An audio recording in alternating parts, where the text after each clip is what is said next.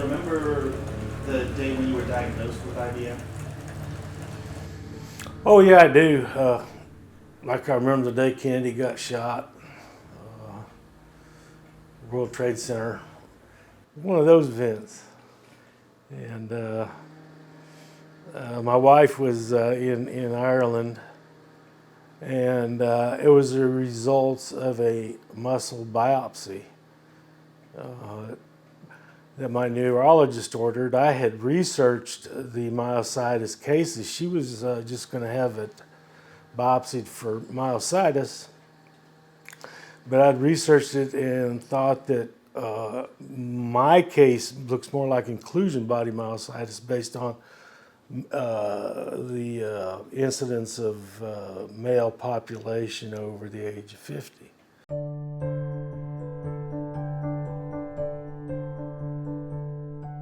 Inclusion body myositis, or I.B.M, is an autoimmune disease where the immune system attacks the muscles of the body and causes slowly progressive weakness, which will affect primarily swallowing, hand function, and leg strength, causing choking and falls. We really don't understand what causes I.B.M. We think it's likely a combination of aging, genetics, and environmental exposures, which somehow alter the underlying muscle physiology as well as the immune system. What we know is that when we look at muscle biopsies and look under the microscope, we see what are called inclusion bodies, which are these large collections of aggregated proteins that we think are toxic to muscles. What we also see under the microscopes are inflammatory cells, what we call T cells, that are actually surrounding and attacking muscle cells. It still remains unclear whether it's I.B.M is primarily an autoimmune disease caused by the actual T cells that are attacking the muscle.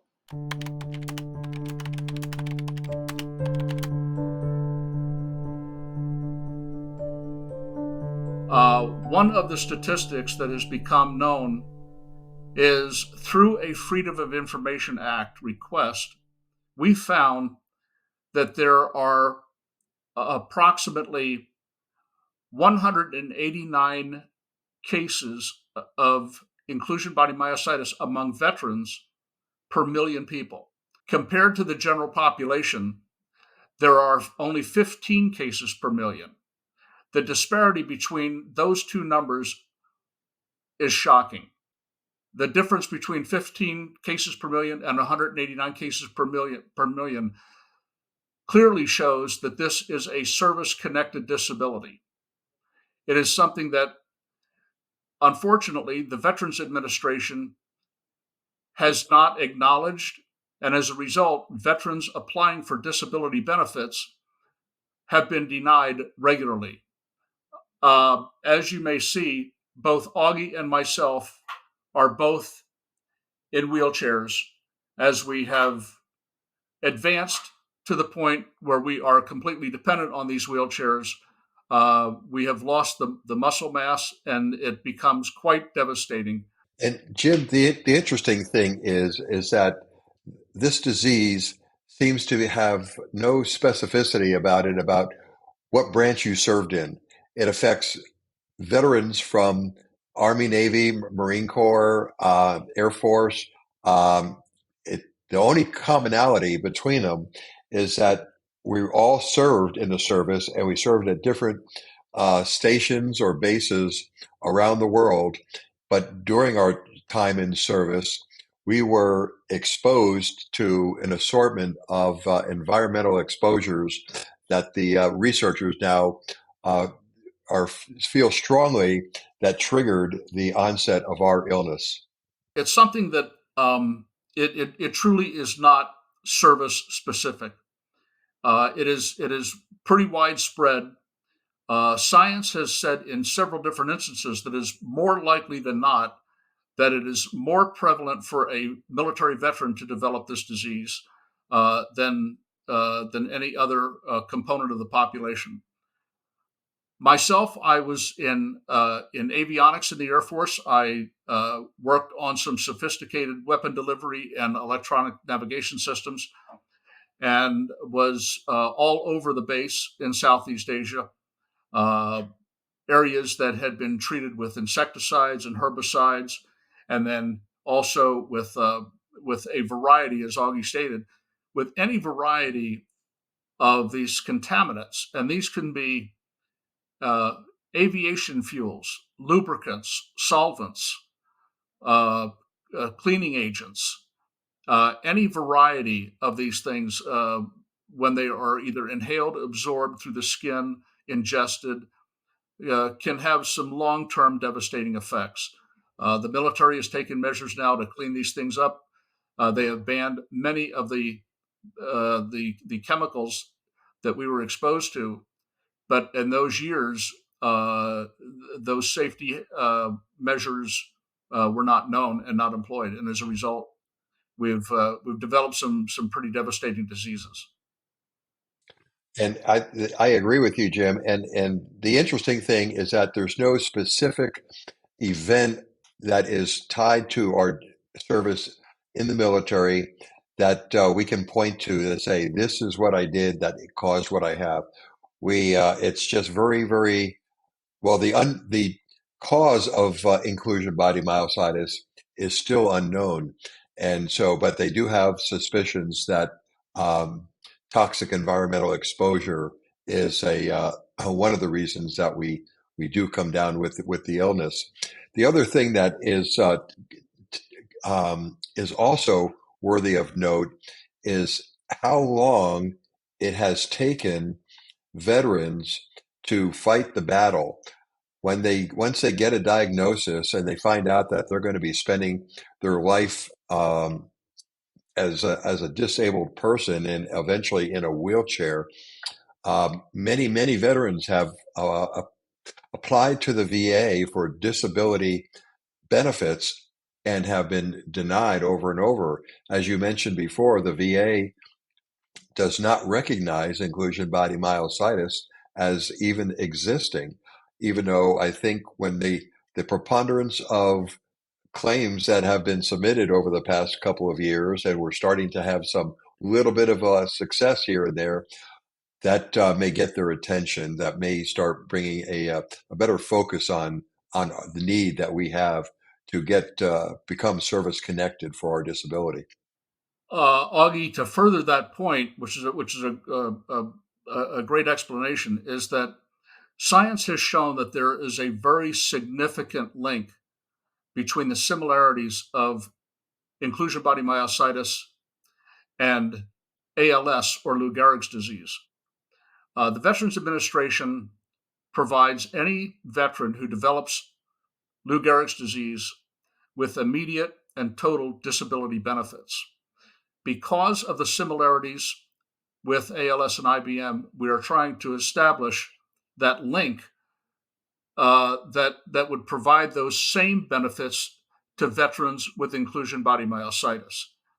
And this is something, as Augie has stated, that the Veterans Administration has not recognized this disease, and as a result, it has been a pretty arduous struggle.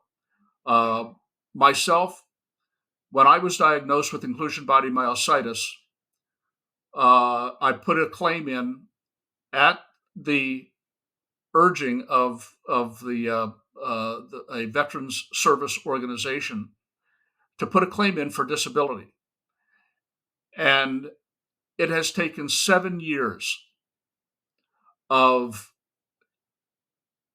putting these claims in, being denied, putting in appeals, and then waiting in the Veterans Board of Appeals in order to get it recognized on, in my case, 7 years. 7 years is a long time to wait to find out if they're going to help you.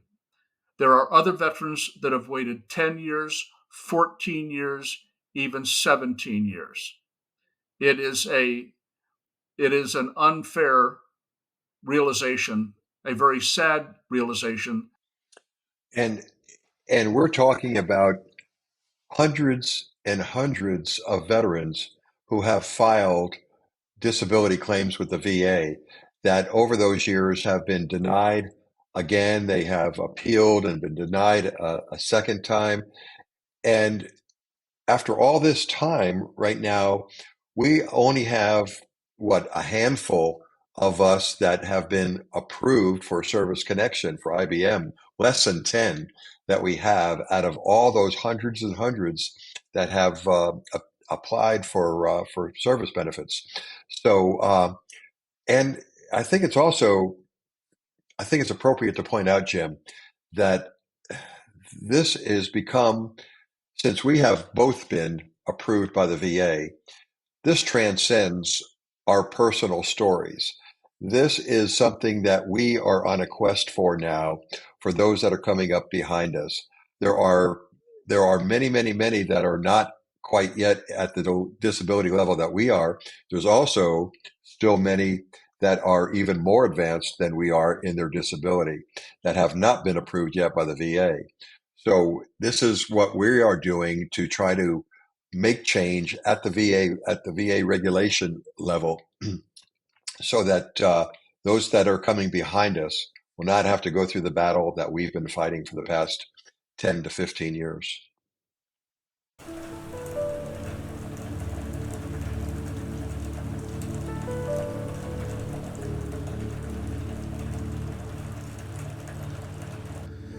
And so that was a diagnosis. I knew at that point that there was no cure.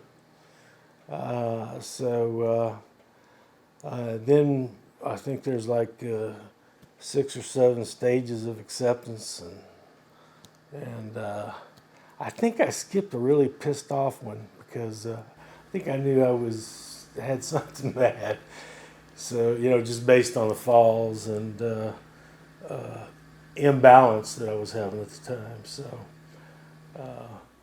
we just moved on from there and started looking outside of the box for different things, such as stem cell and ketamine treatments.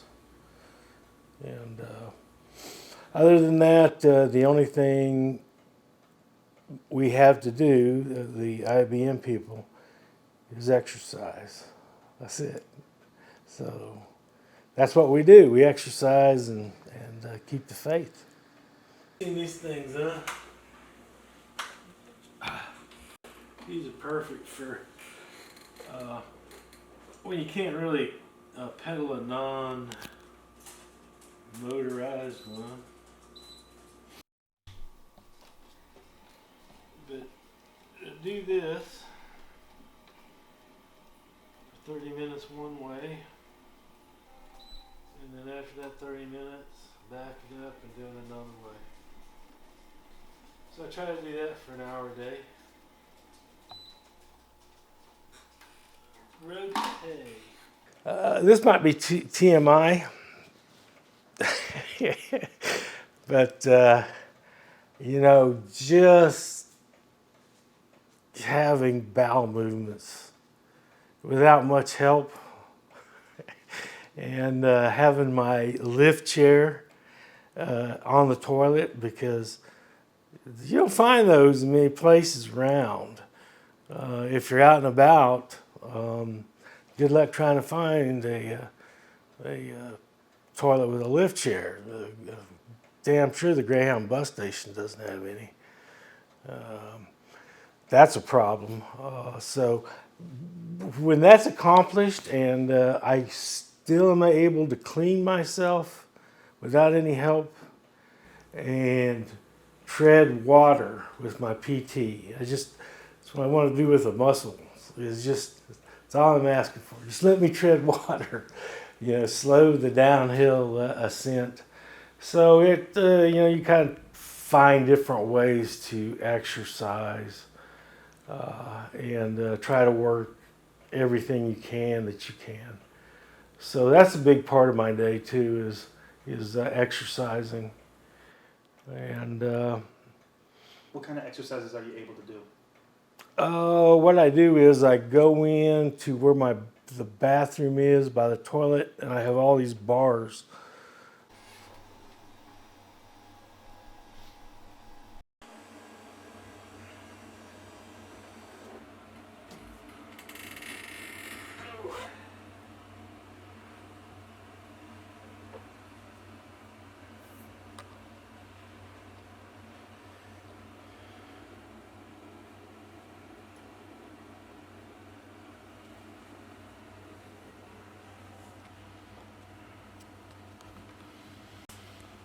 And then I got my bars, and these are wonderful. You got to have these.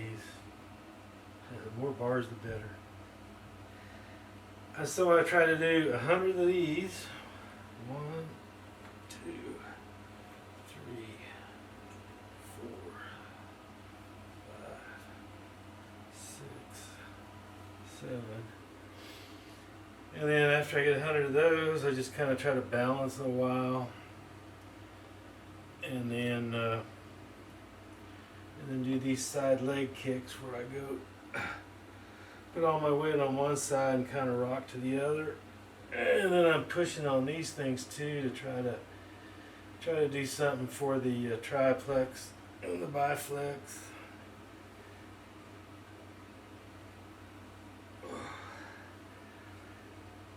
And after you do about 100 of these and 100 of each,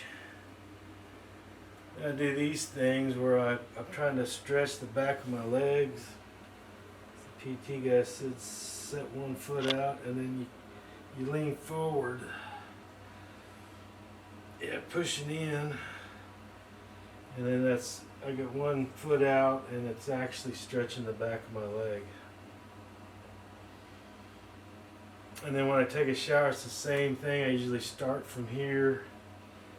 Bars, bars, bars. And this is what is really effective when you're in my stage. It's called a sit to stand chair. And that's what you sit on. Makes it a lot easier to get up when you're done.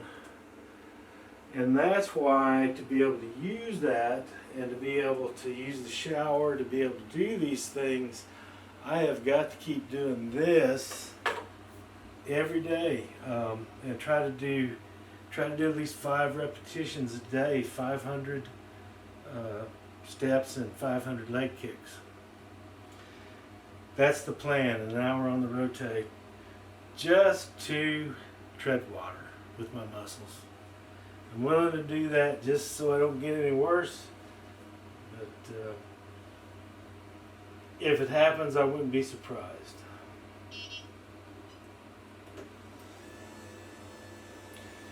And then I guess you could call this a transfer. The PT people say don't set that seat down too low because you're going to flop on it and break your sacroiliac.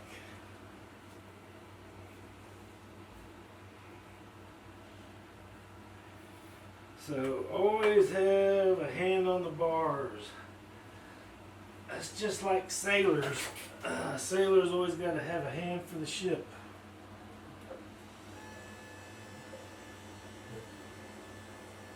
I.B.M, you got to have 2 hands on something for your balance.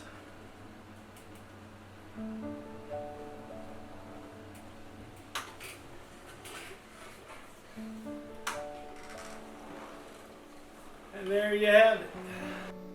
I guess on my mind, it's just what these veterans go through for the CMP exams. Dan's first one, he has inclusion body myositis. His first exam was for fibromyalgia. That has nothing to do with inclusion body myositis. They're 2 separate diseases. I tried to get that changed prior to, but was not able to, so we went for a fibromyalgia exam. These veterans the disease is horrible. So for them to be going out for these exams that have nothing to do, it's not easy to get them out for exams. And now we've been requested to have follow-up exams. They wanted to do one for a sleep exam in Sun City Center at 7 o'clock in the morning or 8 o'clock in the morning. And I had said before, we are not able to do anything prior to 11. It's just not possible for Dan to do an exam at an early morning hour. But we can do it in the afternoon, any afternoon, but we need to make sure his toileting needs are met prior to us getting on the road. There might be accidents here and there, but for the most part, we're safe leaving the house after 11. So it's just the frustration of going to exams that you wonder why and what is the relevance to inclusion body myositis, this rare muscle wasting disease. Hi, my name is Jim Sudzik. I go by Sudz. I live up here in Menominee Falls, Wisconsin. I've had I.B.M. since the year 2004 when I was diagnosed. But the doctor says usually when you diagnose somebody, you probably had the disease maybe 3 or 4 or 5 years prior to that. But the first symptoms came in 2004. I'm pretty much homebound right now. I get up in the morning. My caregiver gets here at 8 o'clock in the morning. And she will get me up and out of bed. She will get me to the with a sit to stand lift. She'll take me into the bathroom, get me situated on the toilet that has the bidet, which is a bidet is another thing that's a wonderful invention. Even though they have those in Europe all the time, you never use them when you were over there. But now that we have it here, I use that every day. Every morning when I get up, I have a red Solo cup, and there's nothing in the red Solo cup, but I'll clear my throat and all the phlegm that's in my throat that if I haven't spit it up during the night, I keep one on the side of my bed during the night. And if I have to get rid of phlegm during the middle of the night, which is quite often, I'll spit in that cup, and we keep like a paper towel in there to absorb some of it. But then in the morning she'll say, "Did you use the paper or the Solo cup?" And I said, "Yep." She'll just go throw it, rinse it out, and throw the cup away. But I get rid of the phlegm in the morning. After that, if I'm not Monday, Wednesday, Friday, and either Saturday or Sunday, she will shower me, and then have shower and shave on Monday, Wednesday, Friday only. Don't do the shave on Saturday or Sunday. And then after that, it's out for breakfast, which I'm at my desk here. I'll turn my computer on, see what's going on in the world. Then she'll bring in my breakfast, which now is just yogurt, now I have blueberries in there, but I can't eat the entire blueberry skin. So I'll crunch down on the blueberry. The blueberry will pop, and I'll have the juice and then kind of spit the other part of the blueberry out on a paper towel. I do have vitamins that I take, a couple of vitamin D because we don't have a lot of sunshine here in Wisconsin. And then we start looking after breakfast, and it takes me probably an hour to just have a yogurt, some coffee, and if I have anything else, has to be soft food in the morning. And then we repeat that probably for lunch, but then I'll try to have some pasta or maybe some leftover food from the previous day, and I'll also drink Ensure at noon, just for protein. And at night we try to have some type of pasta or fish for dinner. During the rest of the day, like from the morning on, if I'm not on the computer talking on the phone to other veterans or other people that have inclusion body myositis, we try to look up other things. I like to watch a lot of movies. We get a lot of movies from the library. The library has been a great resource for me because I can watch movies. I used to get books from the library, but I can't turn a page anymore. I can't hold a book open to read a book, so I'll get books on discs or streaming books, which is good to keep my mind going. I'm also involved with the homebound veterans, and we meet twice a month. That's with a psychologist from the Milwaukee VA. And today, I think we had 8 veterans on there that all are homebound. And last week we had another I.B.M. Veteran with us, and I know who he was, and I was encouraging him to attend the meeting, and he did last week, but he didn't show up this week, so I'll have to call him tomorrow to figure out why he wasn't there today, because he's always an enjoyable person to talk to. In the afternoon, because I have lymphedema in my legs between 1 o'clock and 3 p.m., Anita, my caregiver, will bring me back into the bedroom, usually go to the bathroom before we do this, and I'll lay down. I'll put pumps on my legs that will hopefully lower the lymphedema in my legs. I also wear like lymphedema socks during the day and wraps around them during the day. Then at 3 o'clock, I'm up, and then I'll have a little snack in the afternoon. I'll drink like a soda, a Coca-Cola. And you can tell Augie I've tried the new soda from Coke, and that's very good. Spice Coke, which is almost like a raspberry flavor. And then I may try a few potato chips, but I can still eat potato chips. But like Doritos, for some reason, I can't eat Doritos anymore. And then after 4 o'clock, Anita leaves. Nancy will get home between 4 and 5. And then we'll have dinner. And then I'm staying up a little late tonight, but usually Shayla, Anita's daughter, one of my other caregivers, will come over and she'll get me up and get me to bed at night. So I'm usually in bed by between 7 and 7:30 or 8. And then I watch television for a couple hours, sporting events when they're on, or if not, I like to watch the game show channel. So that's what dysphagia is. It's my throat kind of closing off, and even at night I have to take a nasal prescription because it's I guess it's the phlegm that's trying that. Normally when you're talking and you don't have I.B.M, you can swallow everything and you probably don't notice it. But with I.B.M patients that have dysphagia, what happens is the liquid's going down your throat and I can't swallow. So that's why I have to clear my throat a lot. And if you don't get it stretched, eventually it'll close up. So, and I do other exercises for that. There's a little device that I blow in. That's for not only my throat, but it's also for my lungs. We do that on a daily basis with my caregiver. Can you talk us through when you first found out you were diagnosed with I.B.M? I cried. I did. I really did, because it was ALS, and that's a death sentence waiting to happen. So it's told to be that way, and that's what first thing came to my mind. Of course, Joanne and I were very difficult decision to plan our future, which we didn't have no thoughts of being disabled, homebound, wheelchair bound, can't travel. That was difficult to cope with, and it's just as bad, just as difficult for my wife as it is for me.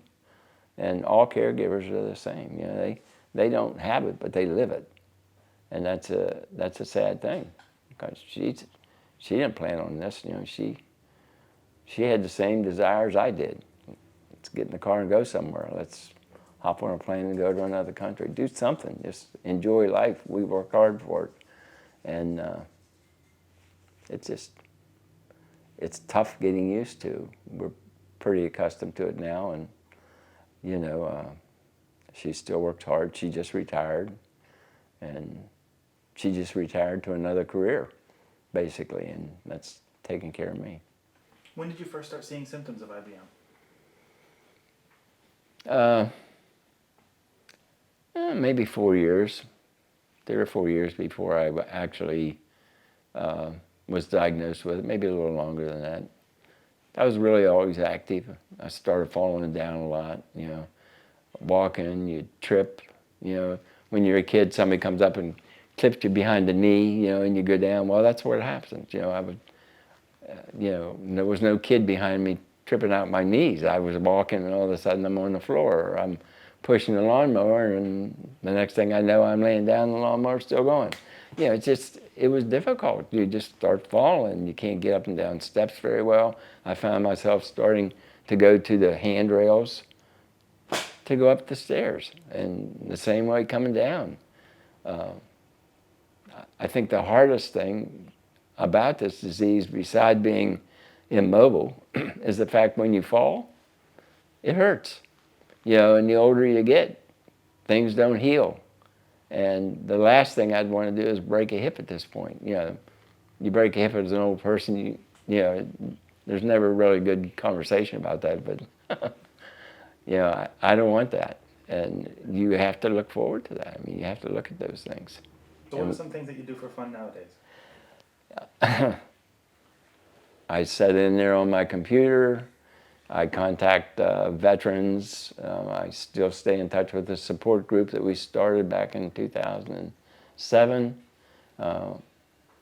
Try to keep people positive. There's no reason to be, okay, I got a disorder, disease, whatever. I can't do the things I used to do, but why dwell on them? I like to do the things I can do. Isn't a lot, but you know, I can get out. I have a little dog. She sits on my lap and we ride around through the community here. It's gated, so you know, I don't worry about traffic or anything. Meet with the neighbors and stay in touch basically with a lot of the old members that we had before COVID. We had a meet and greet support group. Now it's kind of faded away. Everybody's getting older, and the older we get, we don't want to mess with computers. And as difficult as it is to say, we've lost, since we started the support group, we've lost 9 members. And that's something that you hate to look at, because you know, you're right there in line. You know, it really is difficult. But the whole idea is to expose it to the general public as well as the Veterans Administration, and let them see what it is. Let them see what we live through. I mean, this is not fun. I mean, this is terrible. I mean, it affects everybody around you. You know, Joanne can't travel anymore. I can't travel. You know, it's just not something that you want to do. So we get as much help as we can. We enjoy doing the things we can. Yesterday was our birthday. We went out. We're going to go out to dinner. We ended up going to church and having a nice dinner at home. But you know, we just where what doesn't fit, we try to make fit with something else better. He's my buddy. Say hi. Don't look at Mama. Say hi, Nate. She just loves riding. All I have to do is put the pillow on my lap. She's ready to go. For a terrier, she doesn't bark, and she's pretty good. She's my buddy. She's my you know, my relief through the day. How about it, Tootsie? A good girl. Ah, who is that? Yeah, she's good. How big is your dog? You said you had a dog. 30 pounds. 30 pounds. About 30 pounds, yeah. I hate it. You know, I just hate it because she's younger than I am, and she doesn't deserve this. As all caregivers that are spouses or members of family, it upsides their whole life. You know, it turns it upside down. There's nothing you can do with it. Just make the best of it. And in my case, I wanted to, when I was finally awarded the Service Connection, my goal was to help as many others as I could, get it out into the public, let the public see it. Hopefully that more people would understand what it is and the disease, the fact that there's just no treatment, even research. There's a lot of research, but it's not research that's doing us any good. And if at this point in my life, if research was able to come up with a treatment, it would probably be several years before it would be available to the public because of all the laws and requirements, So it would probably not benefit me, and those at my age range would probably not benefit from it at all. But the goal is now, we know that's not going to work for us, but let's get it for those that are coming behind us that are definitely going to see it. The worst thing is to sit there and look at, you're fine today, you come home from the golf course or the tennis courts, and you find out that you have a disease that someday you're going to be wheelchair bound, and someday you're going to be bed bound, and someday it's going to be curtains down. So, it's the way it is. It's unreal. Yeah. What is the main difference you found between I.B.M. and ALS? The death sentence. That's a terrible way to put it. But if you have ALS, you know that there's simply, it goes to the brain, and the brain reacts faster than your muscles. So that's why I have what I have for as long as I have, because it affects my muscles. My arms are going, I can't lift anything, I have no use of my hands, I can't walk, I can't stand up. And that's real fast acting with ALS. With myositis, it took me 10 years to get here, but I'm here now. I mean, why should I have to wait 17 and a half years to get a judge that's not sympathetic, but understanding of what we have, where we were, what we've done, and where we are now? I mean, this is not a life to enjoy living, We signed the dotted line. We gave it our all. And I think it's time that this is one of those diseases that they can't prove right or wrong, and they need to rule in favor of the veteran. Simply. It's that simple. Just do it. Lay it over top of ALS and see what the difference is. You'll see that the similarities are so great, it's unreal.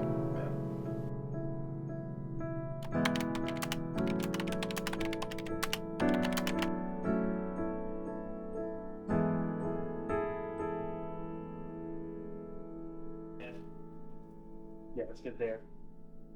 All right, so can you introduce us to who you are? Hi, I'm Matt Hill from Hill and Ponton. And so what is the purpose behind this I.B.M. documentary that we've made? We've put together this documentary to help inform people about I.B.M. The disease is not very well known. Frankly, it does not affect that many people, but the people who are affected by it are devastated by it. It's important that the greater community of veterans, and then frankly, us as a nation, understand how catastrophic this disability is. What we're looking to do here is make it easier for veterans to get the benefits they deserve, those who are suffering from I.B.M. You've heard about the science, the medicine that shows that there is a strong connection of this disability to service. What we're looking to do is make sure these benefits get to the veteran as fast as possible so they can focus on their health, they can focus on their life, and they can have the money and the health care they deserve to be able to get through this. If you feel compelled to help, the beauty of the internet these days is that you can reach out. You can go to democracy.io, you can go to your senator or your congressman's website, or even give them a call. Let them know that this issue is important to you. Let them know that you care about these veterans.